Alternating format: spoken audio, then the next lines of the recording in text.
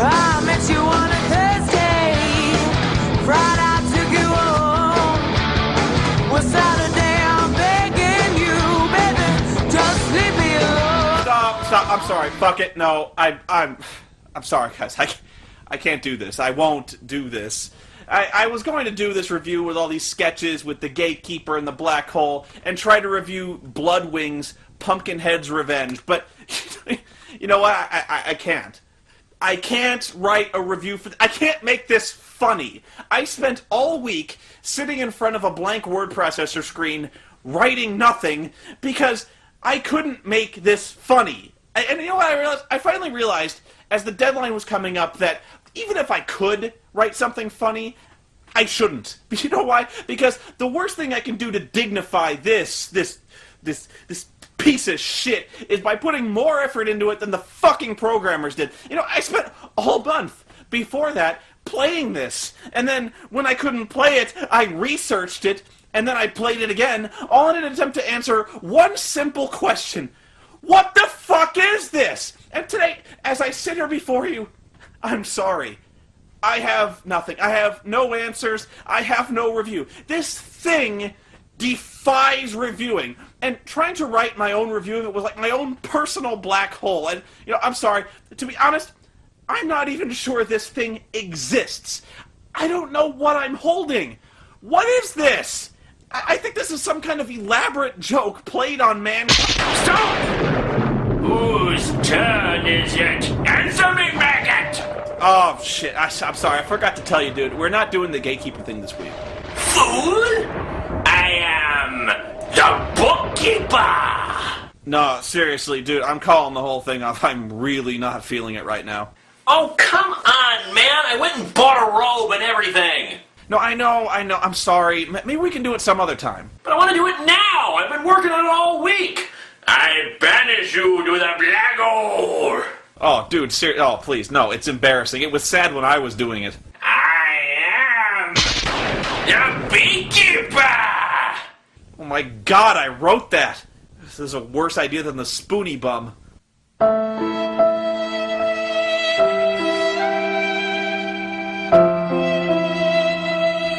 Okay, well, I suppose I should tell you something about this game, but I warn you now. The tale of Bloodwings, Pumpkinhead's Revenge, is long, cryptic, and incredibly stupid. I have never before wasted this much time on a project this pointless, and believe me, if you sit through this review, you will be truly dumber for having experienced it. You know, I feel sorry for you, and you didn't even have to play it. It's that fucking bad. I guess we should start where I started, when I was sifting through the software racks at a used bookstore for old shitty games, specifically FMV games to fill out the series I was doing. And that's when I found this one. Yeah, $3 fucking. I still feel dirty and cheated like I paid to have sex with a monkey. A dude monkey. Anyway, when I bought it, this was exactly how it came. It didn't have any instruction manuals or anything, so this is exactly what it was like to jump right into it. Okay, let's see who's responsible for this. What, the Motion Picture Corporation of America? And Bad Interactive? That's appropriate. Oh, that's BAP. Yes? Can I help you? Hello? Did the game just lock up? Beware. You are entering the world of Pumpkinhead. Wow, you guys really took advantage of this brand new full motion video technology, didn't you? It's almost like there's too much action to be contained on one screen. You have the ultimate bleeding edge technology, and you use it to stage this static, poorly lit waste of my fucking time? A withered old crone I can barely see? I've seen fucking lawn decorations on Halloween more animate than this, and scarier too. And get this, that's the entire setup for the game. We go right to the main menu from there because apparently that's all the foundation we need. You know what? Already I got a big problem with this fucking game. Who the fuck is this? Where the fuck are we? Is this medieval times? Is she a witch? Someone's grandma? Is she Pumpkinhead? Who the fuck is Pumpkinhead? Where's the world of Pumpkinhead and why the fuck am I entering it? And how the fuck can I beware of Pumpkinhead if I have no idea about anything? So I start the game thinking maybe there will be some kind of introduction to explain, but no. All it says is, loading periphery, and the periphery to what? The world of Pumpkinhead? This place is even more poorly defined and metaphysical than the fucking terrain of Testament. You know, at least the Ultimate Warrior laid out some definitions beforehand. I don't even know who I'm supposed to be! How fucked up is that? I haven't even started the game and I've already lost all sense of identity. Where am I? Where am I going? What am I doing? What the fuck is that? How did I just kill it? And what am I shooting? Looks like I'm shooting loogies out of my cock. And why did that thing just turn into a tornado? Or did it become the Tasmanian devil? The tornado thing doesn't go away. It just blocks the hall until you step into it, at which point this happens. You control a hand as a cloudy, ugly brown FMV starts. Who? What? Where? How? Your first inclination is to click your hand on the blue-green crystals you see, but you can't really tell if it does anything. Your hand sometimes closes and makes a noise, and sometimes it doesn't. Is it good? Is it bad? I don't know. I couldn't even tell if it was making noise because of the crystals, because your hand doesn't really have to be near one most of the time. And then like a minute later, this scene just ends and you're back here again. And this thing happens every time you kill one of the white bastards. A tornado appears, usually blocking the hallway, and there's no way around. You have to sit through the rail shooter sequence every time, in which nothing seems to harm you and nothing ever seems to get accomplished. Then there are these parts of the dungeon where you see two huge eyeballs on the wall, and between them there's some kind of huge poster or something on the screen, and again, I have no idea what to do. I thought maybe you could walk into the book like Gumby, but no, and shooting it doesn't do anything, and that's it. All I could do is run around and shoot things, looking for the end of the stage, and eventually these white things would kill me and I would go back to the main menu as a group of children tell me I fail at life. You have failed. And that was it. That was as far as I could get. I was completely lost. All I could be certain of is that you appear in a maze and white creatures shoot at you. And beyond that, that's it. It doesn't tell you anything. It's like, what is it assuming? That you've seen Pumpkinhead 2? And doesn't that by connection imply that you've seen Pumpkinhead 1? I just don't get it. You know what? I was a movie critic for 3 years. I was published in a magazine. I specialized in shitty sci-fi and horror movies, and I've never seen Pumpkinhead, let alone Pumpkinhead fucking 2, and I've seen Santa's Sleigh. Oh, but this must be for the hardcore fans, you might say. Knowledge and love for the Pumpkinhead series is essential to your full enjoyment of this game. You know what? Okay, asshole, I'll play. Because, you know, I'm sure this makes loads more sense if you've actually seen the fucking movies. So you know what? I did it! I even watched the first movie just to get a firm foundation for the second one. And you know what? It's actually pretty good as far as monster movies go. It's certainly better than any movie called Pumpkinhead has the right to be. It's about a group of city kids taking a trip up to a friend's cabin in the hillbilly sticks. One of them, in the process of being drunk and stupid, accidentally runs over Lance Henriksen's kid on his dirt bike and kills him, and then runs away for fear of going to jail. Hell do you think you're doing? You stay on fucking, is that what you want? It was an accident. I almost hit him myself. Yeah, but I've been drinking. They'll fry me. A heartbroken Lance vows revenge on the city folk and visits the creepy inbred mountain people, who lead him to a witch they know who can summon a demon of vengeance known to the hillbillies as Pumpkinhead. It's pretty standard stuff with the well-understood horror movie moral of don't fuck with hillbillies, but hey, it works. It helps that Lance Henriksen is always awesome. You're a fool. If you won't help me, if you don't help me, then I'll do it myself. I'll do it myself. You'll fail, Ed Harley. You'll fail and you'll die, too. Then I'll die. Then I'll die. And pay the final price all the sooner. God damn you, God damn you. He already has, son. He already has. And then I watched the second movie, because I'm kind of an idiot that way. It's a direct-to-video sequel that has nothing at all to do with the original, except for the fact that it also happens to have a character named Pumpkinhead in it. It's a movie so shitty that it's not even considered to be in canon with the rest of the series. It opens with a deformed, mentally challenged boy being beaten to death and lynched by a group of greasers known as the Bloodwings. And he's pretty too, isn't he? Isn't he?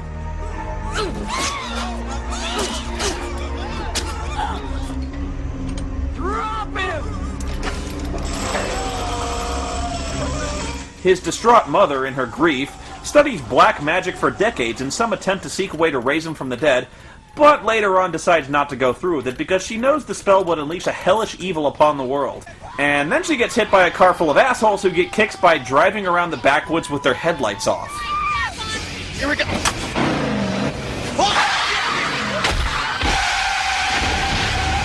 They all look so surprised that just happened. Hey guys, I know how we can have some fun.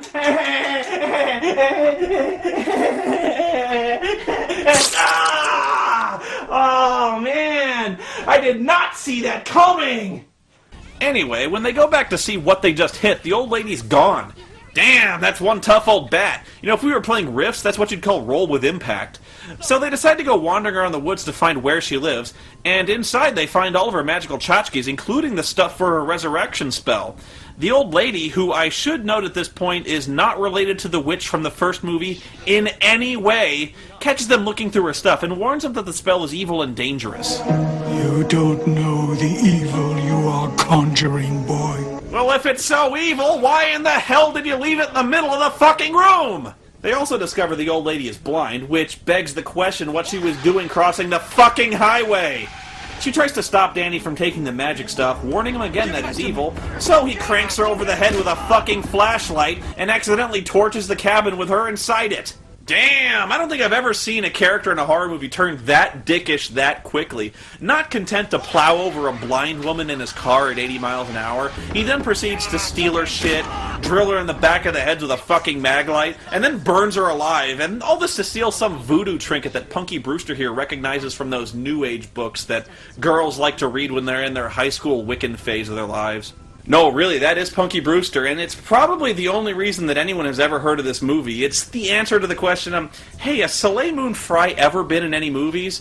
And yes, this is post-breast reduction, you pervert, but, hey, Soleil, if you're watching, I'll answer the question I know is on your mind right now, my sun, my moon, my starlit sky. I would still take your sexy ass to Space Mountain and then bust my second nut in those beautiful boobs of yours. I don't care how big they are. Woo! Space Mountain is my penis. So the kids run off to the nearby gravesite and start to exhume the old lady's dead son so they can cast the spell because, kicks? Let's do this. Danny, are you sure? No turning back now.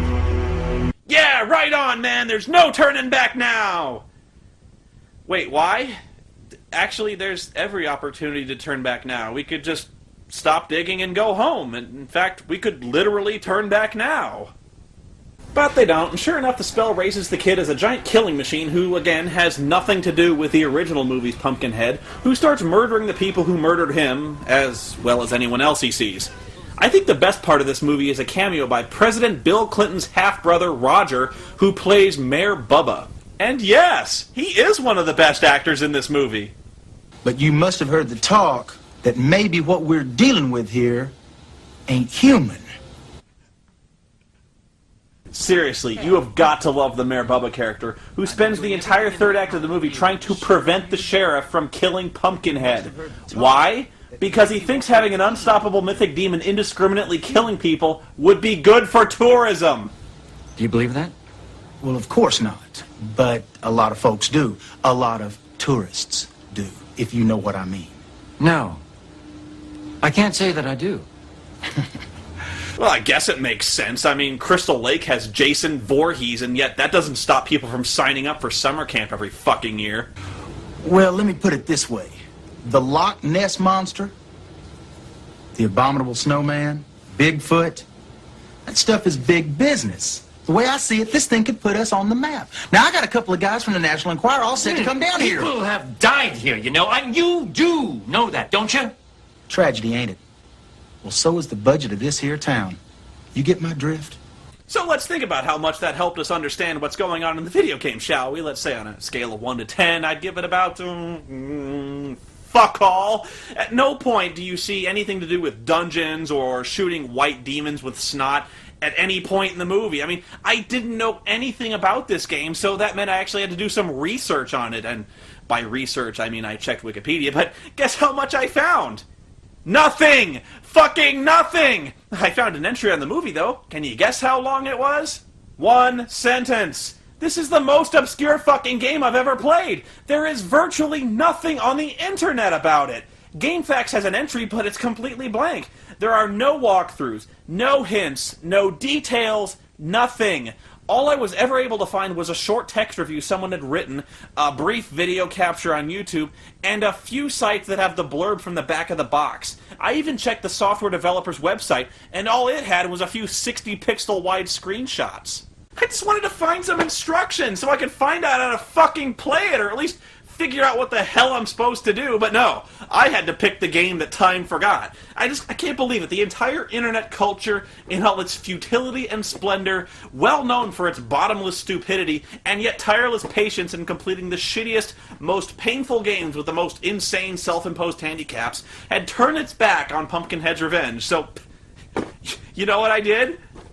I bought another one. I mean, I had to get a look at the instruction book so I could see how it could possibly explain all this horse shit that happens. And you have no idea what I had to go through to find a copy of this game with the box and the instructions still intact. This game is rarer than the Holy Grail for, like, the Antichrist. The tormented spirit of Pumpkinhead has been let loose to seek vengeance among the living. Unfortunately for the poor souls of Farron Woods, they have nothing better than you to stop him. Hey, that's neat. I paid money for this game, and it insults me. Kiss my ass. Congratulations! You've just been made Keeper of the Spirits. Your job: save souls and protect the innocent. Along the way, you'll have to deal with currents of energy, seas of lava, and an endless stream of evil adversaries, as well as throbbing background music that may remind you of your rapidly beating heart. Throbbing and heart-pounding music, huh?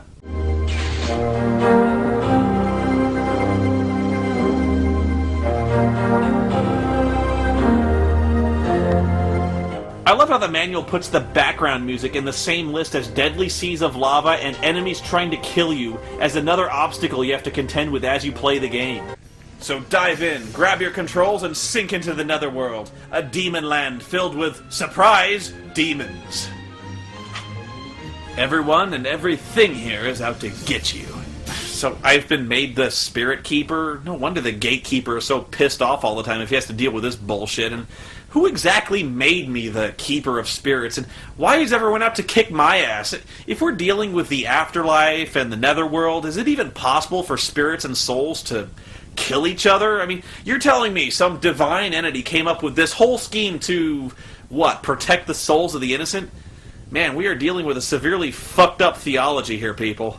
Here, the true source of power resides in the beautiful blue titanic crystals. You can harness their power with the proper tools, but they can also destroy you. None of this happens in the movie! There's no Spirit Keeper, there's no Netherworld, there's no fucking titanic crystals! Now listen up. These next few clues could save your wretched life. First, know that there are portals throughout the Netherworld. These portals allow you to step momentarily into the world of the living. Actually, you're stepping into the movie this game is based on. It's a horror flick, so expect to be horrified. Dude, I've seen the movie. I know better. Many of the objects from the world of the living can be brought back through portals to be used in the netherworld. And that's the key to the game, is activating the portals, which I didn't know how to do before because I didn't know how to use the interface. Or, as the instruction book calls it, the Gronix Stone. What's the point? Carved across the top of your Gronix Stone are 10 empty settings which await titanic crystal chips. These chips hold the true power of the netherworld. You have to click your mouse to activate your inventory mode, and activate the portal by click-dragging one of the blue stones from the top of the screen onto the movie picture. Obviously, right? You get crystals by going into the derm tunnels, whatever, and clicking on crystals as they pass by. Yeah, derm tunnels. I call them fucking busy work tunnels. Anyway, once you activate a portal, you have to sit through a clip of the movie, which doubly pissed me off because I just watched the fucking movie, and it sucked! The whole time you're supposed to be clicking around like a maniac, and occasionally you'll be able to grab an item out of the movie and add it to your inventory. More on that later, but basically this means you can't skip the movie clips because they're the whole point of the game. Tragedy, ain't it? The movie clips are scattered throughout the stage, and the way the stages are designed, it's not only possible you're going to watch the clips radically out of order, it's pretty much guaranteed. Yeah, the only other review I saw of this game accused it of being a Doom ripoff, and believe me, I wish it was. You know why? Doom didn't suck! The controls are like trying to run hip-deep in mud, and yet when you get on a straightaway, you can accelerate to an unbelievable rate. I spent half the game getting hung up on corners, though, and by the way, good luck trying to shoot things at long range. There aren't any alternate weapons either, just the cocksnot thing.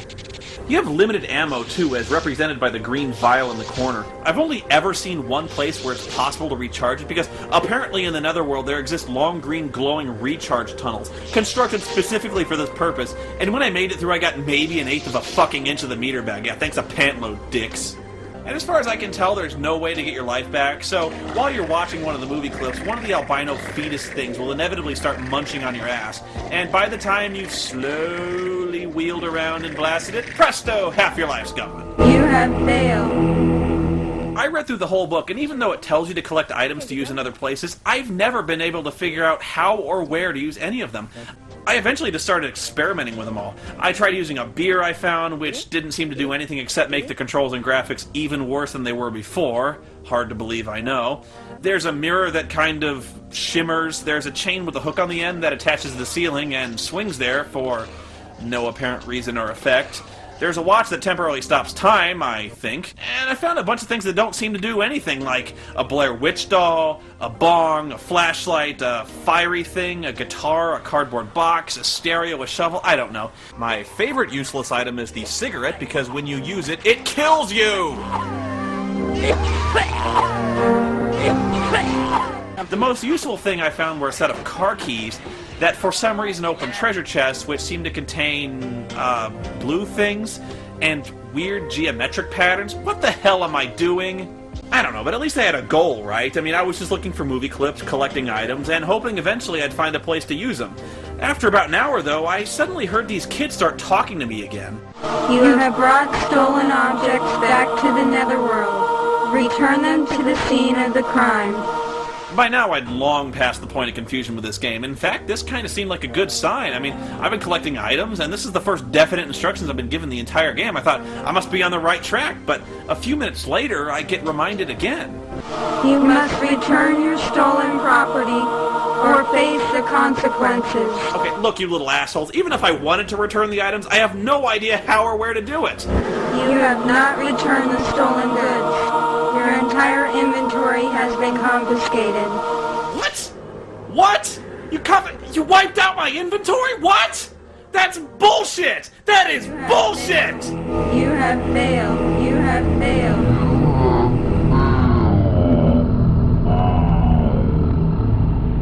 Pumpkinhead!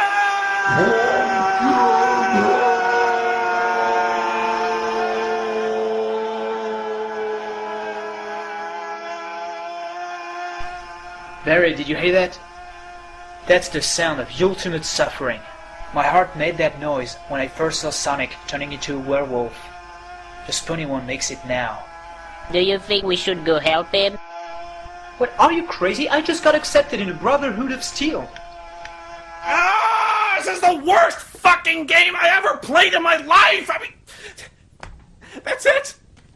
That's it. That's as far as I could get. I'm sorry, I am, but I couldn't get past the first fucking stage. I mean, what does this game want from me? I read through the entire book, it tells me to collect items, and now it punishes me for stealing them. I mean, and now it's seriously expecting to go back and watch their horrible fucking movie again so I can collect the items all over again? Fuck that noise. You know, if a demon ever wanted to take revenge upon this world, he couldn't ask for a better way than this. Because this isn't a game, it's fucking punishment. It's the most accurate simulation of a burning eternity in hell ever made. And you know what? There's a good side. There's a good side. You see this? The people who made this game actually had the balls to put their names in the back of the fucking instruction book. And I swear to God, if I ever find any one of you assholes, I will fucking kill you! I will stab you in the brain! And this game is fucking unholy, it's so bad! God damn it! Tragedy, ain't it?